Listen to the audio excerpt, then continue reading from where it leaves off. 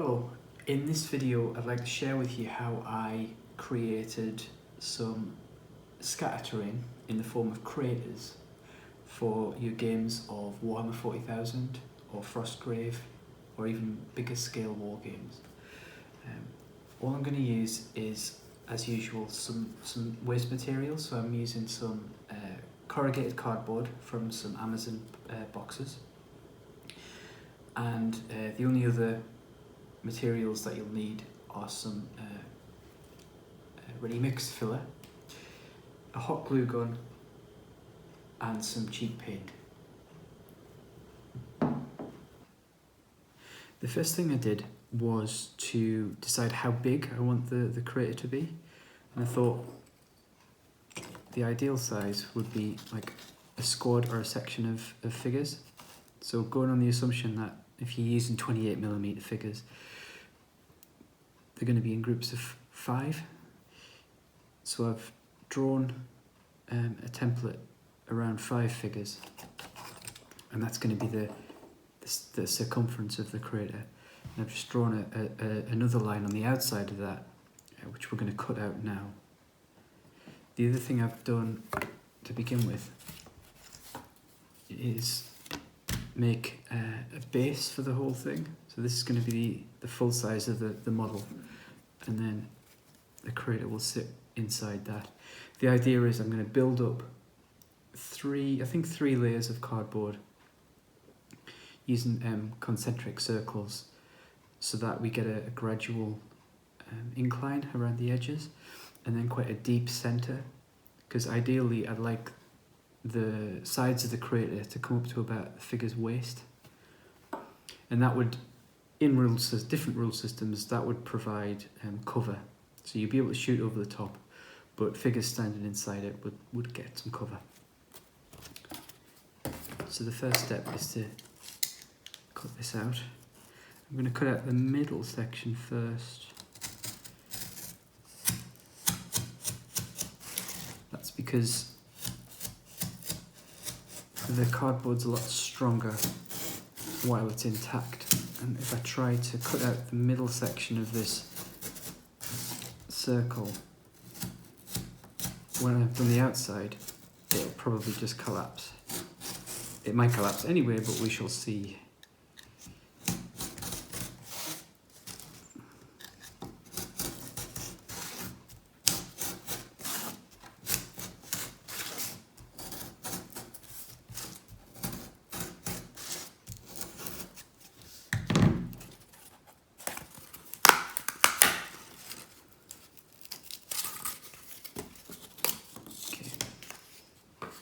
Keep these.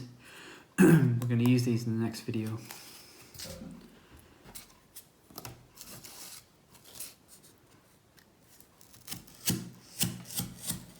It's probably a good idea to do a light cut first, so you can trace your pencil mark, and then go back with a heavier cut. You might need 3 or even 4 attempts to get through, but it's better than destroying your work.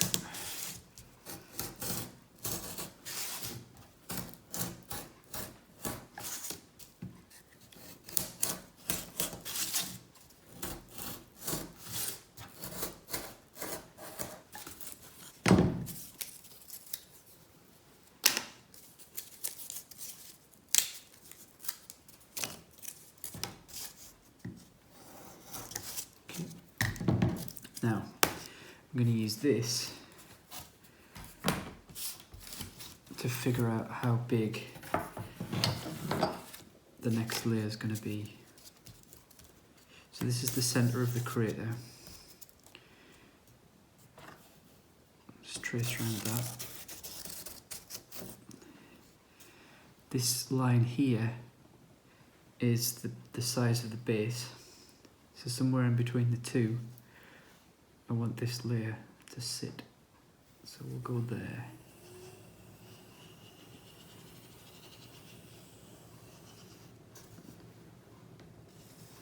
Like that.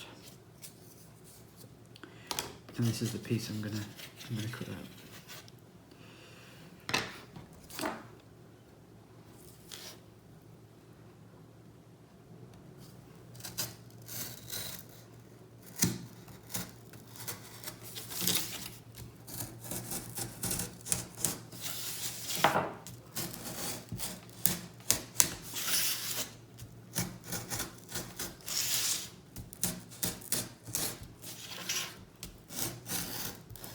a lot of this I've learned through trial and error, but I find it's much easier to move the cardboard, especially cutting circles. So I'm not moving the knife very much at all. Most of the movement is from the cardboard. I just check that the knife's gone all the way through before pushing it through, so you don't get as much tearing. Again, keep these.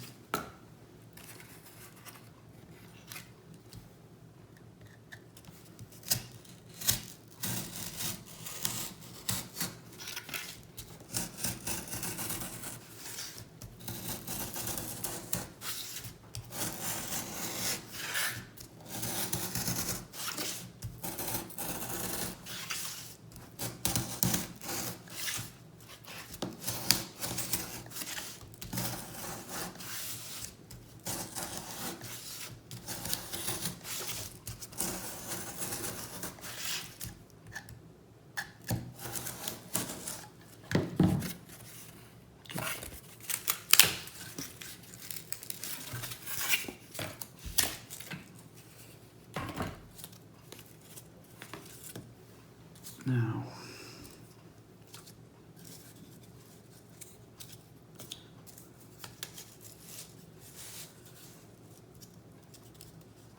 so that should line up like that. And that's the base.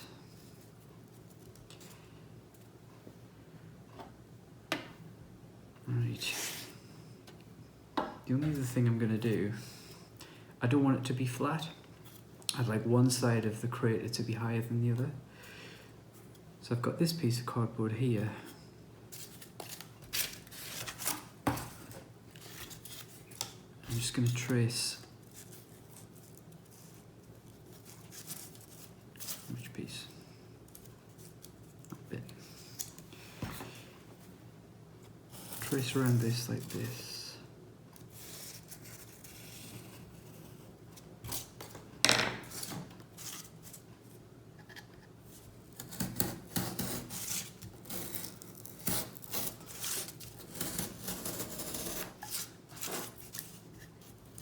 And that'll sit on top of the crater.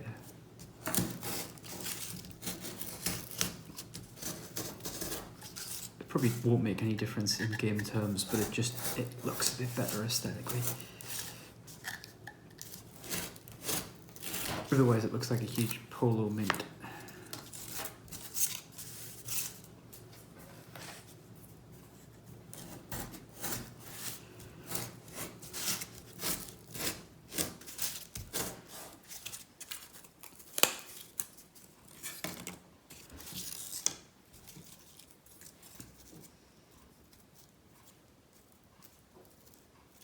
I might thin this out a little bit.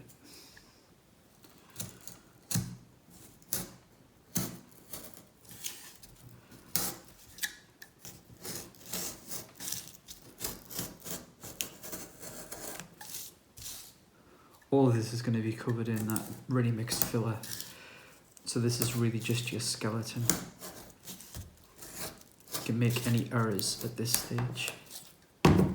Well, if you're me, you make errors all the way through, but it's more forgiving if you make them at this stage.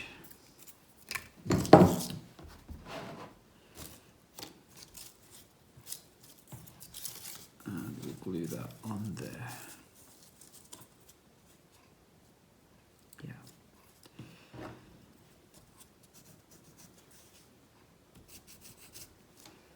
Okay, so I've got my hot glue gun.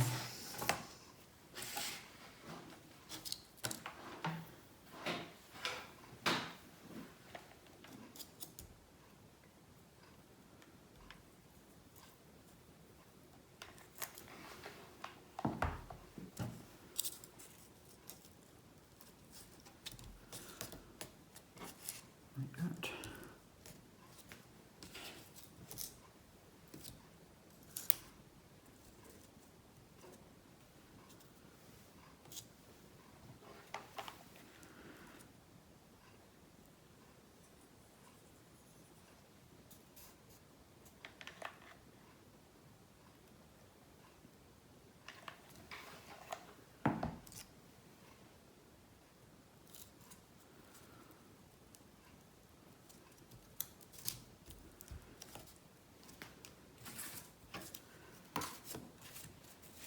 And I think I'll put it off center.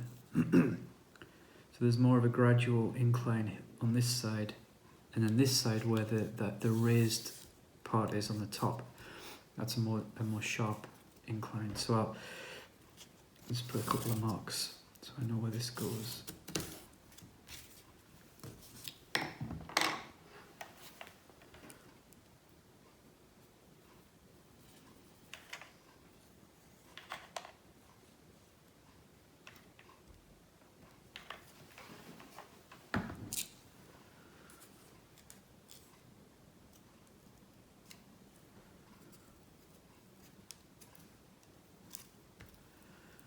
Right. So, if you imagine a layer of filler on top of that as well, that's going to raise that up a bit further as well. Speaking of which, filler, I'm running low.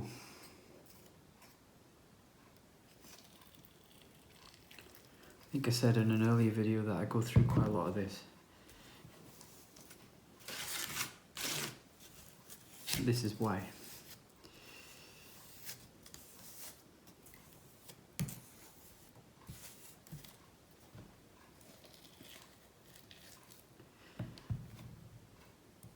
So I'm going to put this on like this and drag it towards the top.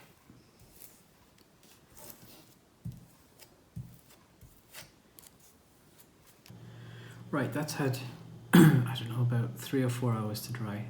It's pretty solid now. So I'm just going to put the first coat of paint on, which is a mix of just black and white.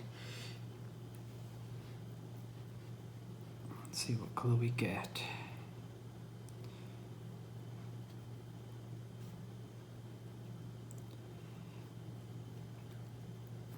Right.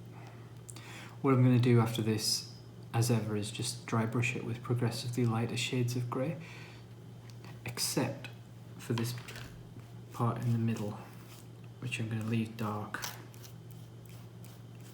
So I'm going to do that first.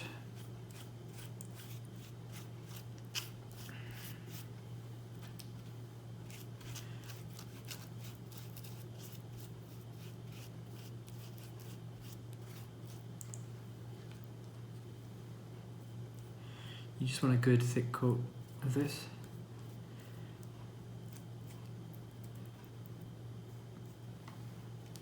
Because the texture is quite deep, you've got to scrub the paint right into the cracks. This has had another couple of hours to dry. I'm just going to give it a dry brush with a lighter grey, that sort of shade. So a good contrast between what's already on. Just load up my brush. And I'm going to wipe off a small amount of paint to begin with.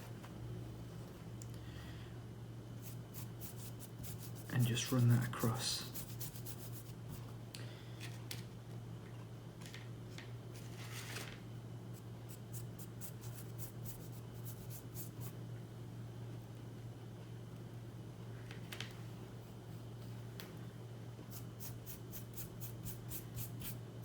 So this really brings out the detail,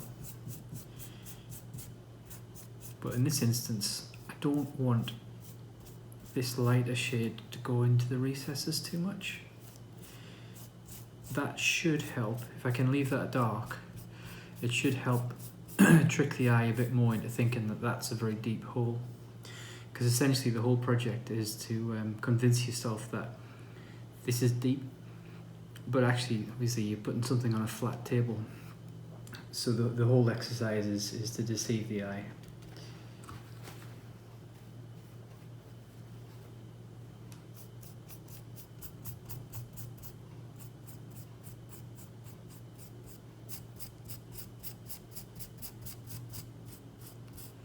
If after this dries you think that it could do with another highlight, go ahead and do something a bit more bright, maybe just white even. And obviously, depending on the terrain that you're doing, you could You could alter this colour, or you could add some grass, what do they call it? Like modelling flock as well around the edges. If you've got a green table. But we're gonna keep this very simple for today.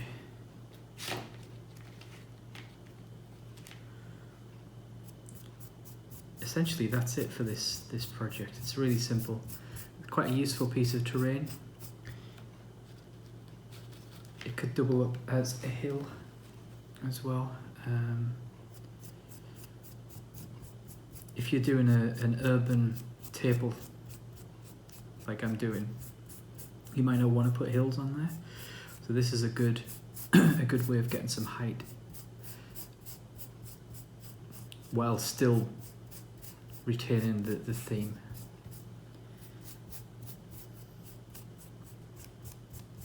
As usual, I'm trying to do this as cheaply as possible. And I think, especially if you already had the filler and the glue, this sort of project really doesn't cost anything.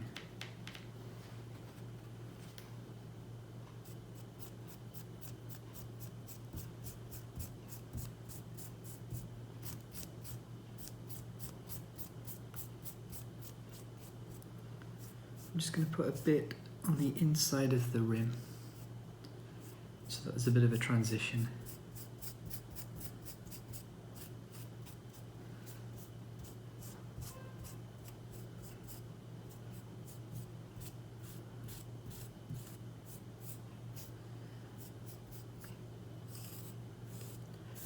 But I think that's about done.